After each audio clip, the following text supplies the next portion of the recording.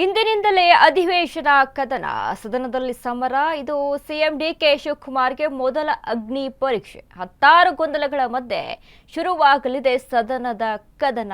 ಈಗಾಗಲೇ ವಿಚಾರಕ್ಕೆ ಸಂಬಂಧಪಟ್ಟಂತೆ ಡಿಕೆ ಶಿವಕುಮಾರ್ ಮುಂದೆ ಇರುವಂತಹ ಸವಾಲುಗಳು ಹಲವಾರು. ಸದ್ಯ ಇದರ ಅಗ್ನಿ ಪರೀಕ್ಷೆ ಸದನದಲ್ಲಿ ಇಂದು ಸಿಎಂ ಡಿಕೆ ಶಿವಕುಮಾರ್ ಮೊದಲ ಅಗ್ನಿ ಪರೀಕ್ಷೆ.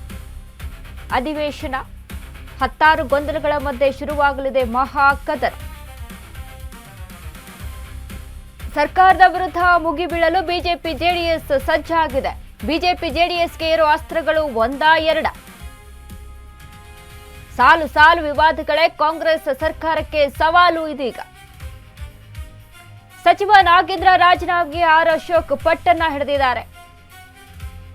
ರಾಜೀನಾಮೆ ನೀಡದಿದ್ರೆ ಅಧಿವೇಶನ ನಡೆಯಲು ಬಿಡಲ್ವಾ? ಹಾಗಾದ್ರೆ ಇವತ್ತೇನಾಗುತ್ತೆ?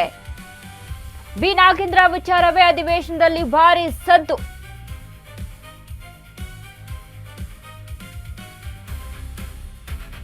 ಇಂದಿನಿಂದಲೇ ಅಧಿವೇಶನದ ಕದನ ಸಮರ ಸಾರೋದಕ್ಕೆ ಈಗಾಗಲೇ ರೆಡಿ ಆಗಿದ್ದಾರೆ ಪಕ್ಷಗಳು. ವಿರೋಧ ಪಕ್ಷಗಳು ಕೂಡ ಸಜ್ಜಾಗಿದ್ದಾವೆ.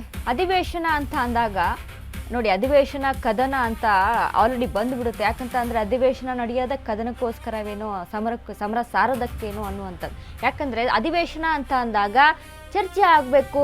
ಕರ್ನಾಟಕದಲ್ಲಿ ಏನಾಗಬೇಕು, ಏನಾಗಬಾರ್ದು, ಏನು ಮಾಡ್ಬೋದು, ಇನ್ನು ಕರ್ನಾಟಕ ಇಂಪ್ರೂವ್ಮೆಂಟ್ಗೆ ಏನೆಲ್ಲ ವ್ಯವಸ್ಥೆನ ರೂಪಿಸ್ಕೊಳ್ಬೇಕು ಅಂತ. ಬಟ್ ಈಗ ಯಾವುದೇ ಒಂದು ಸರ್ಕಾರ ಬಂದರೂ ಕೂಡ ಇದೇ ವ್ಯವಸ್ಥೆ. ಬಿಜೆಪಿ ಇದ್ದಾಗಲೂ ಕೂಡ ಇದೆ, ಕಾಂಗ್ರೆಸ್ ಇದ್ದಾಗಲೂ ಕೂಡ ಇದೆ. ಇದೀಗ ವಿಪಕ್ಷಗಳಿಗೆ ಸಿಕ್ಕಿರುವಂತ ಅಸ್ತ್ರಗಳೇನು? ಬಿಡದಿ ಟೌನ್ಶಿಪ್ ಯೋಜನೆ, ಬರ ನಿರ್ವಹಣೆಯಲ್ಲಿ ವೈಫಲ್ಯ ಅನ್ನೋದು, ಕಾವೇರಿ ನಿಗಮದಲ್ಲಿ ನಡೀತಾ ಇದ್ದಂತ ವಿವಾದ, ವಾಲ್ಮೀಕಿ ನಿಗಮದ ಹಗರಣ, ಬಿ ನಾಗೇಂದ್ರಿಗೆ ಸಚಿವ ಸ್ಥಾನ ಯಾಕೆ ಅನ್ನುವಂತ ಪ್ರಶ್ನೆ ಇಲ್ಲಿ ಬರ್ತಾ ಇದೆ.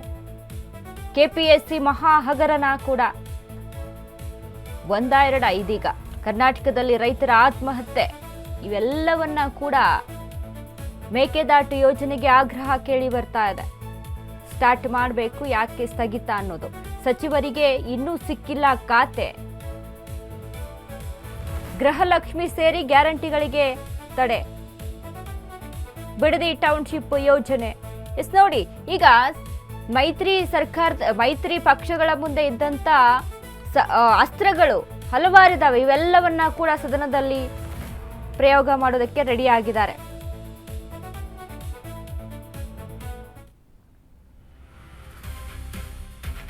ಸದನದಲ್ಲಿ ವಿಪಕ್ಷ ಎದುರಿಸಲಿರುವಂತಹ ಡಿಕೆಶಿ ಸರ್ಕಾರ ಪ್ಲಾನ್.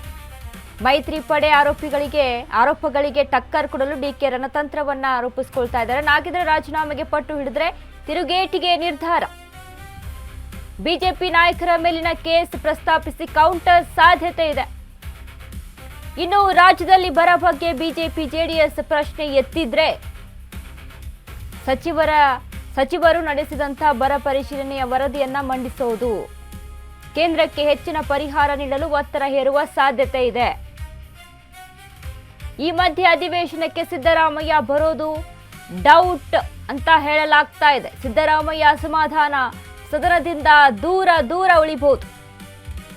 ಪಕ್ಷದ ಕೆಲ ಆಂತರಿಕ ವಿಚಾರಕ್ಕೆ ಮುನಿಸಿಕೊಂಡಿರುವಂತಹ ಸಿದ್ದು ಹೀಗಾಗಿ ಸದನಕ್ಕೆ ಹಾಜರಿರ್ತಾರ ಅನ್ನೋದು ಕೂಡ ಬಹುತೇಕ ಇಲ್ಲಿ ಡೌಟ್ ಆಗಿದೆ. ಎಸ್ ನೋಡಿ, ಅಸ್ತ್ರಗಳಿಗೆ ಪ್ರತ್ಯಸ್ತ್ರಗಳು ಕೂಡ ಪಕ್ಷದ ಸರ್ಕಾರದಲ್ಲಿ ಇರುತ್ತೆ. ವಿಪಕ್ಷ ಏನು ಅಸ್ತ್ರ ಉಡುತ್ತೆ ಅದಕ್ಕೆ ಪ್ರತ್ಯಕ್ಷ ಉರುಡೋದಕ್ಕೆ ಸರ್ಕಾರ ಕೂಡ ರೆಡಿ ಆಗಿದೆ. ಬಟ್ ಇಲ್ಲಿ ಒಬ್ಬರ ಒಂದು ತಪ್ಪುಗಳನ್ನ ಇನ್ನೊಬ್ಬರ ಮೇಲೆ ಇದೇ ರೀತಿಯಾಗಿ ನಡ್ಕೊಂಡು ಸದನ ಈಗ ಆರಂಭವಾಗೋದು. ಎಲ್ಲೂ ಕೂಡ ನೋಡಿದ್ರು ಕೂಡ ಇದೇ ಹಣೆ ಬರ. ಒಂದ್ ಕಡೆ ಕರ್ನಾಟಕದಲ್ಲಾದ್ರೂ ಇಷ್ಟೇ, ಕೇಂದ್ರದಲ್ಲಿ ಆದ್ರೂ ಇಷ್ಟೇ, ರಾಜ್ಯದಲ್ಲಾದ್ರೂ ಇಷ್ಟೇ.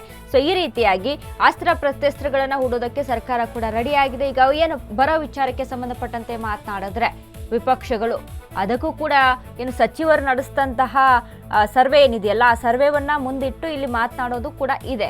ಇನ್ನು ಮತ್ತೊಂದು ಕಡೆ ಈಗಾಗಲೇ ಮಳೆ ಕೂಡ ಆಗಿದೆ. ಕೆಲವೊಂದು ಜಿಲ್ಲೆಗಳಲ್ಲೂ ಕೂಡ ಮಳೆ ಸುರಿತಾ ಇರುವಂಥದ್ದು ಕೆಲವೊಂದು ವಿಚಾರದಲ್ಲಿ. ಈಗ ಗದಗ ವಿಚಾರಕ್ಕೆ ಸಂಬಂಧಪಟ್ಟಂತೆ ನೋಡಿದ್ರೆ ಗದಗ ರೈತರು ಕೂಡ ಅಲ್ಲಿ ಎಷ್ಟು ಕಷ್ಟಪಡ್ತಾ ಇದ್ದಾರೆ, ಇನ್ನು ರಕ್ತದಲ್ಲಿ ಸಹಿ ಮಾಡಿ ಕಳಿಸಿರುವಂಥದ್ದು, ಇವೆಲ್ಲವನ್ನ ಕೂಡ ಮುಂದಿಟ್ಕೊಂಡು ಮಾತನಾಡೋ ಸಿಚುವೇಶನ್ಸ್ ಕೂಡ ಎದುರಾಗಬಹುದು. ಬಟ್ ಇದಕ್ಕೆ ಏನೆಲ್ಲ ಹೇಳ್ಬೋದು, ಏನೆಲ್ಲ ಪ್ರತ್ಯಸ್ತ್ರ ಹೂಡ್ಬೋದು ಅನ್ನುವಂಥ ನಿಟ್ಟಿನಲ್ಲಿ ಸರ್ಕಾರ ಕೂಡ ರೆಡಿ ಆಗಿದೆ. ಸೊ ಹಾಗಾಗಿ ಇವತ್ತಿನ ಸದನದಲ್ಲಿ ಯಾವ ರೀತಿಯ ಈ ಕದನಗಳಿರುತ್ತೋ ಕ್ಯೂರಿಯಾಸಿಟಿ ಇದೆ.